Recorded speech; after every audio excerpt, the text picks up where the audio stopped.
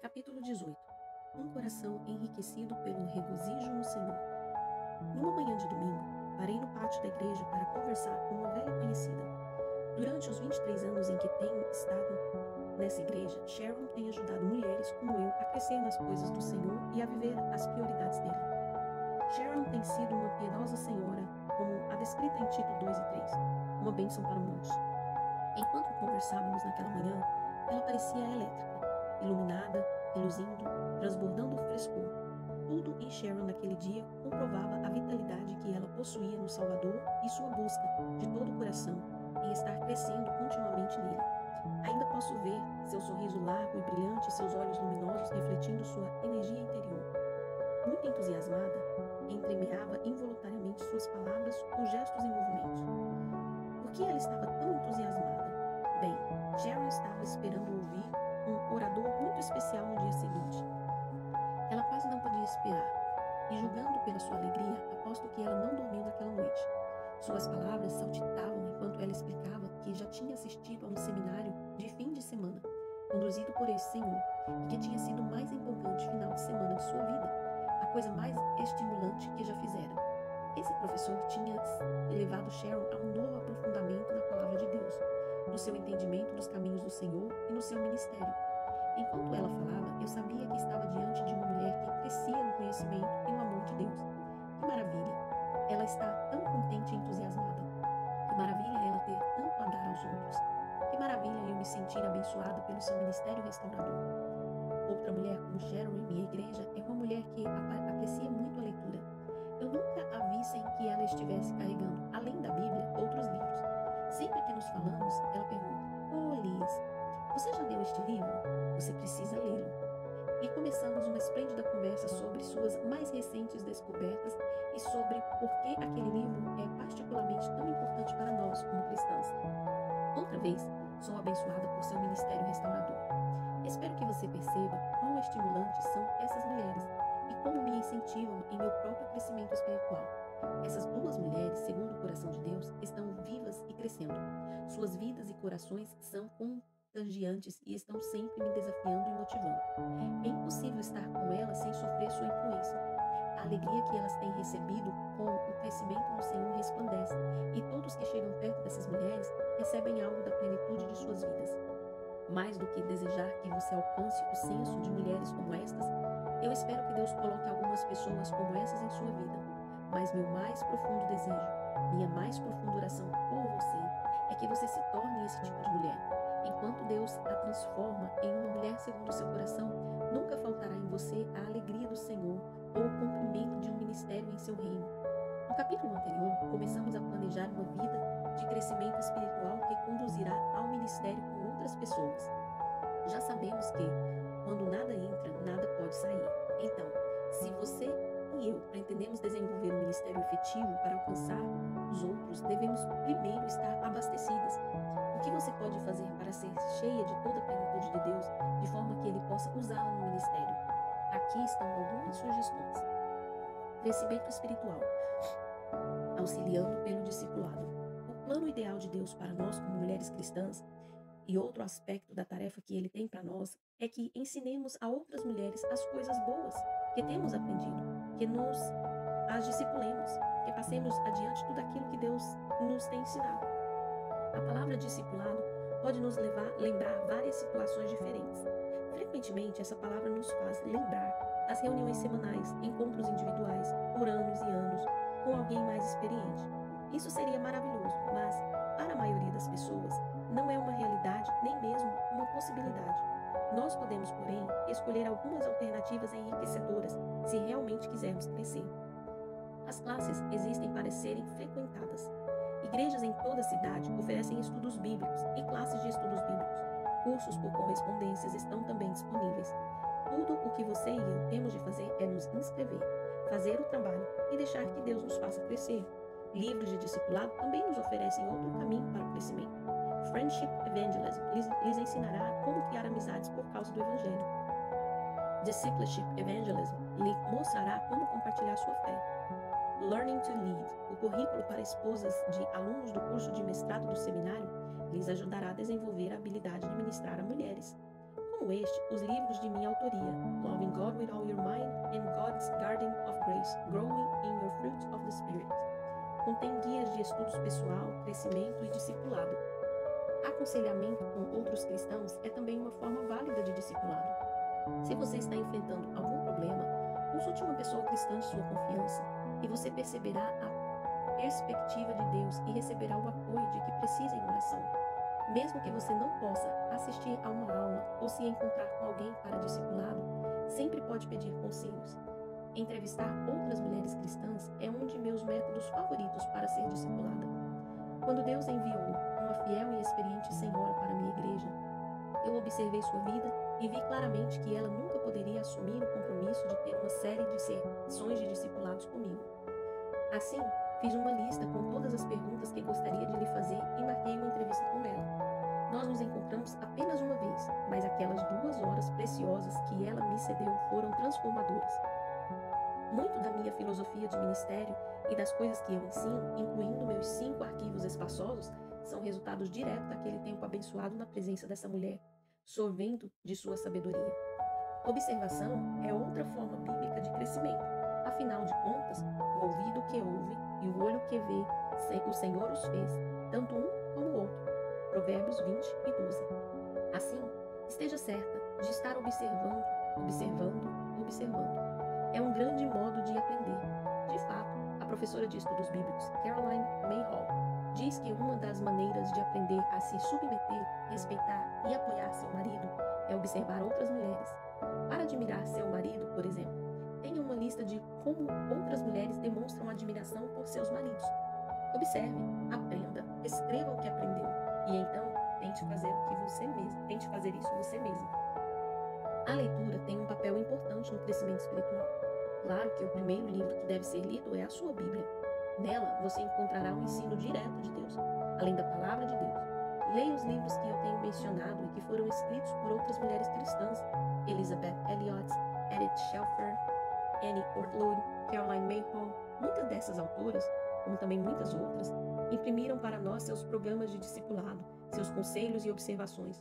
Quando lemos livros como esses, somos discipuladas. Se você ainda não se convenceu totalmente, considere esses pensamentos sobre o valor da leitura. A senhora Billy Graham disse às suas filhas: leiam sempre e vocês serão educadas. Não se esqueça de esforçar a leitura nas áreas de seus 5 arquivos espaçosos. A chave mais importante para ler com eficácia pode ser resumida em uma palavra: seletividade. Não leia ao acaso, apenas o que se relacione com os seus objetivos de vida. Uma característica comum a todas as pessoas eficientes é que são ávidas leitoras. Ler é a melhor forma de adquirir conhecimento, mas só 5% das pessoas que moram nos Estados Unidos comprarão ou lerão um livro este ano. Se você está pensando, mas eu não tenho tempo para ler, como poderia fazê-lo com todas essas tarefas de Deus para mim? Ou, espere um minuto, livros custam dinheiro. O primeiro passo seria uma séria avaliação de como está levando sua vida.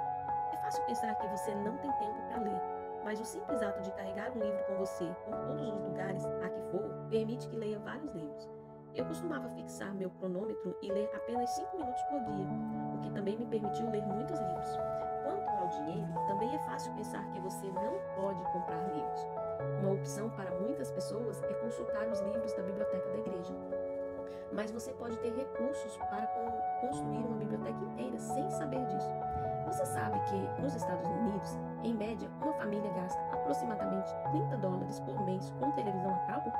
Que tal gastar esses $30 em livros cristãos edificantes que estimulam o crescimento espiritual? Esses programas de televisão serão menos agradáveis que livros que intensificam seu crescimento espiritual. Crescimento espiritual, auxiliado por objetivos.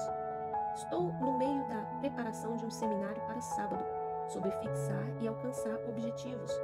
Não é necessário dizer que estou vibrando em falar sobre algo que ajuda a me guiar diariamente. Não consigo imaginar um dia sem objetivos. Para mim, os objetivos me dão um alvo. Quando levanto cada manhã, preparo as flechas que quero lançar para alcançar os objetivos que fixei para aquele dia. Conforme eu atiro as flechas, elas podem oscilar, balançar, mas pelo menos estão sendo dirigidas para algum lugar. As flechas podem não acertar o alvo, errar por um pouco ou, às vezes, ficar muito longe dele, mas pelo menos ela está indo. eu estou indo para algum lugar. Da mesma maneira que os objetivos nos ajudam no dia a dia, eles definitivamente nos ajudam em relação ao nosso crescimento espiritual. Objetivos estabelecem o alvo. É verdade que se você apontar para o nada, você o acertará sempre. Assim como mãe de crianças pequenas, apontei para algo, ler um livro por ano. Perguntei a mim mesma, se eu pudesse ler só um livro este ano, qual seria? Eu escolhi What is a Family, de Edith Schaeffer. Ler aquele único livro, quando nossas crianças eram pequenas, me ajudou a determinar o rumo que eu queria que nossa família tomasse. Eu li em pequenos pedaços, lembrando que alguma coisa é melhor que nada. Estabeleci uma meta e a alcancei, e aquele livro que me dispus a ler penetrou fundo em meu coração e em minha vida. Objetivos dão oportunidades para medição específica. Estabelecer objetivos específicos ajuda a se mover na direção em que você quer ir. Assim, quando for estabelecer seus objetivos, afaste-se do incerto. A meta ser uma mulher piedosa ou caminhar com Deus é difícil de ser medida. É muito melhor ser específica. Responda a pergunta: o que faz uma mulher piedosa? E deixe que sua resposta lhe dê comportamentos específicos e mensuráveis. Estudo bíblico, tempo de oração e etc. Escreva os passos que você pode dar de fato para alcançar esses comportamentos. Passos de bebês também contam. E marque-os conforme os realiza. Objetivos dão encorajamento. Quando a semana, o mês ou o ano terminam, você sempre pensa: uau, o que foi que eu fiz? Para onde foram esses dias todos? Eu costumava me lamentar ao fim de cada ano, procurando saber o que tinha para mostrar com a passagem do tempo. Mas quando comecei a determinar metas específicas, mensuráveis e a marcar meu progresso, pude ver exatamente o crescimento que eu havia experimentado, celebrando e agradecendo a Deus por ele. Crescimento espiritual depende de escolhas. Uma vez que você determina alguns objetivos específicos, terá de fazer as escolhas certas continuamente se quiser alcançá-los. Escolhas baseadas em prioridades. Para alcançar os objetivos que você estabeleceu para seu crescimento espiritual, terá de escolher entre trabalhar num curso bíblico, assistir a uma classe de teologia, ler um livro ou encontrar-se com uma mulher mais velha para discipular. E outro almoço fora de casa, fazer compras, assistir mais a TV, comparecer a outro encontro social da igreja ou trabalhar em uma profissão. Ocupar-se com coisas espirituais de forma que sua vida seja uma fonte para muitas pessoas requer muitas escolhas duras. Escolhas baseadas em objetivo. Uma vez que você decidiu gastar tempo em seu crescimento espiritual, ainda tem de escolher em que projeto. E seus 5 arquivos espaçosos podem guiá-las. Você também terá de considerar seus dons espirituais. Esses 2 guias a ajudarão a fazer a melhor escolha. Crescimento espiritual requer tempo. Deus honrará o tempo que empregamos aprendendo mais sobre Ele. Tempo que encontramos, separamos, economizamos, reservamos e agendamos em prol do nosso crescimento espiritual. Existe uma imagem na Bíblia que me encoraja nesse sentido. O profeta Isaías escreveu: os que esperam no Senhor sobem como asas como águia. O tempo que gastamos a sós com nossa Bíblia e nossa lista de oração, a vida secreta passada com nosso Pai do céu, é tempo gasto esperando no Senhor. Então, quando o tempo chegar, no tempo perfeito de Deus, subimos, voamos como águias, podemos planar porque estivemos com Deus, como as vidas de muitos heróis da Bíblia ilustram. Moisés foi adotado pela filha de Faraó e assim experimentou durante 40 anos todo tipo de privilégio conhecido. Entretanto, Deus o levou ao deserto para ser um pastor, um homem comum. Pelos 40 anos seguintes, depois desses 40 anos em que Deus o preparou, Moisés rompeu em cena com sinais, maravilhas, milagres e serviço fiel a Deus. Potifar era o capitão da guarda do faraó e José o serviu por 10 anos como administrador da sua casa. Mas um dia, José se achou preso, um homem comum, esquecido, enquanto os dias e meses passavam. Depois de 2 ou 3 anos, os quais Deus usou para prepará-lo para a liderança, José irrompeu em cena, ajudando a salvar seu povo e servindo no comando como o segundo homem de todo o mundo conhecido na época. João Batista foi outro homem comum de Deus. Durante 30 anos ele viveu no deserto, vestindo peles de animais e alimentando-se de gafanhotos e mel silvestre. Depois desses 30 anos de preparação, João apareceu em cena, pregando como nenhum outro homem jamais pregou, tão poderosamente que seus ouvintes pensaram que ele era o próprio Messias. O ministério de João durou não mais que um ano, contudo, exigiu uma longa preparação espiritual. Paulo foi alguém terrível que perseguia os cristãos. Entretanto, um dia ele se converteu radicalmente, de caçador de cristão em cristão, e desapareceu no deserto árabe por 3 silenciosos anos. Depois desses 3 anos que Deus usou para prepará-lo para o ministério grande e de longo alcance, Paulo irrompeu em cena, pregando, ensinando e fazendo sinais e milagres. E então, ao nosso Senhor Jesus. Como Deus em carne, ele nunca foi um homem comum, mas ele também teve seu período de obscuridade, longe das multidões, envolvido com as coisas comuns. De acordo com o plano de Deus, Jesus passou um tempo, quando criança, com uma família na Galileia, um tempo dentro de uma oficina de carpinteiro e um tempo no deserto por 40 dias de oração e jejum.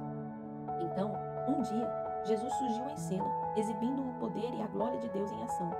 Mas, depois de 30 anos de preparação, seu ministério na terra durou apenas 3 curtos anos. A perspectiva que Deus tem do tempo é diferente da nossa, e podemos querer questionar o uso que ele faz desse tempo.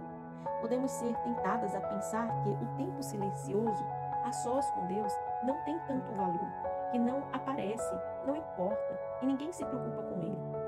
Afinal de contas, ninguém o vê.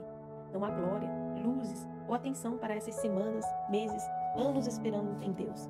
Ninguém nos vê lendo e estudando a poderosa palavra de Deus. Ninguém está presente para nos assistir, memorizando e meditando as verdades transformadoras de Deus. Somente Deus nos vê de joelhos dobrados, lutando em oração. Luta essa que Ele usa para nos preparar para o ministério. Entretanto, como os heróis da Bíblia e como nosso Senhor, Salvador Jesus Cristo, um dia estaremos preparadas. Quando for a hora certa, quando a oportunidade para o ministério se apresentar, nós também subiremos, com asas como uma águia, prontas para fazer o trabalho de Deus. Nós somos privilegiadas ao vivenciar o ditado: o sucesso vem quando o preparo e a oportunidade se encontram. Deus é responsável por apresentar as oportunidades no seu tempo, no seu lugar e à sua maneira. Mas nós somos responsáveis por cooperar com os seus esforços com vistas ao nosso preparo. E essa preparação acontece quando utilizamos tempo a sós com o nosso Deus. O bem resulta desse tempo. Na verdade, por uma boa razão, a solitude tem sido chamada de escola de gênios. Também é verdade que a maior parte do progresso do mundo decorreu da solitude. Então, organize sua agenda. Fixe um tempo para se colocar na presença de Deus, para que Ele possa produzir em você um crescimento espiritual. Faça um retiro particular e espere no Senhor. Deixe-o prepará-lo para subir com asas como uma águia, de forma que você possa irromper em cena com um ministério vital para o povo de Deus. Crescimento espiritual resulta em ministério. A importância do seu crescimento espiritual, o ponto principal desta sessão, pode ser resumida na frase: você não pode dar o que você não possui. O envolvimento no ministério requer que você seja um vaso cheio, como minha amiga Karen mostrará a você. E você é muito semelhante a Karen. Como uma mulher segundo o coração de Deus, sem dúvida, você quer conhecer Deus e sua palavra. Quer fazer as escolhas que Ele deseja que você faça. Quer também que o poder e a presença de Deus estejam claramente em sua vida. Seu coração bate como dele, voltado para as pessoas, e você deseja passar toda a vida tentando viver o propósito de Deus para você. Isso é o que Karen desejava. Então, decidiu se abastecer. Como uma mãe com 2 meninos pequenos em casa, Karen desejou ser um vaso cheio e começou a esperar em Deus. Definiu os assuntos de seus 5 arquivos espaçosos e começou a ler e ler. Sobre um de seus arquivos, o desenvolvimento espiritual de crianças. Logo, seu filho mais velho foi para o jardim de infância, durante 3 horas por dia. No fim do ano, quando a professora estava preparando as atividades da formatura, pediu a Karen que apresentasse uma mensagem sobre compartilhar a verdade espiritual com os filhos. Com aquele convite, uma Karen preparada entrou em cena e contou com 100 pessoas em sua primeira audiência. Porque Karen tinha esperado fielmente em Deus e se colocado em uma posição onde ele poderia enchê-la e fazê-la crescer, ela possuía algo para oferecer.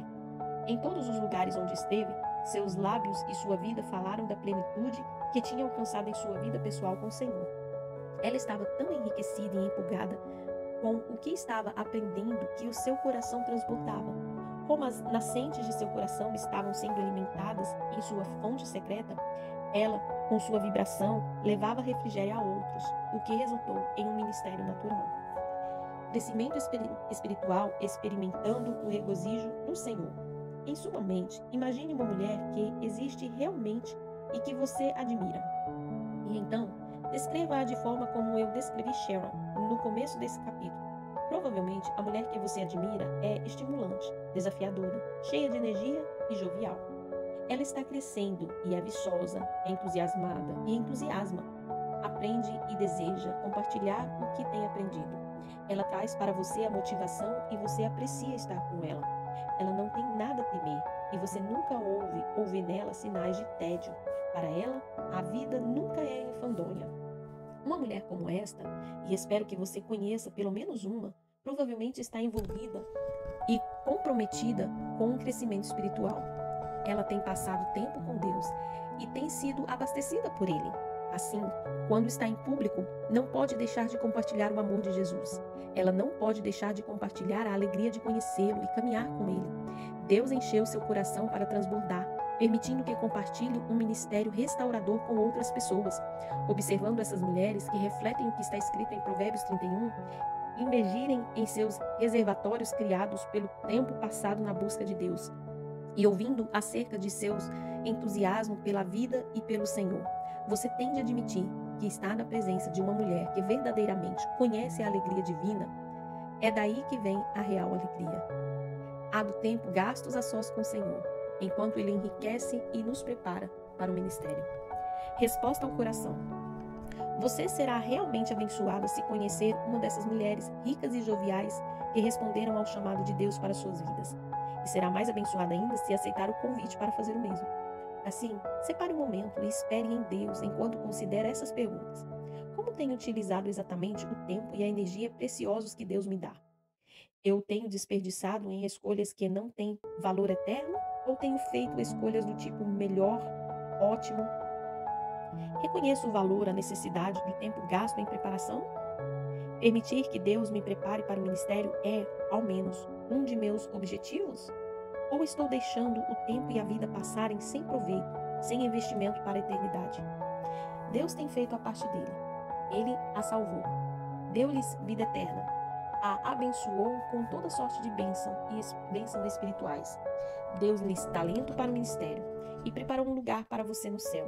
E agora, Ele a chama para fazer a sua parte, alcançar a sua visão, separar um tempo, fazer do crescimento espiritual uma meta, gastar tempo e energia de forma que Ele possa prepará-la para o ministério e confiar em que Ele providenciará oportunidades para você ministrar e enriquecer o povo dele com o transbordamento da sua vida enriquecida e plena de alegria.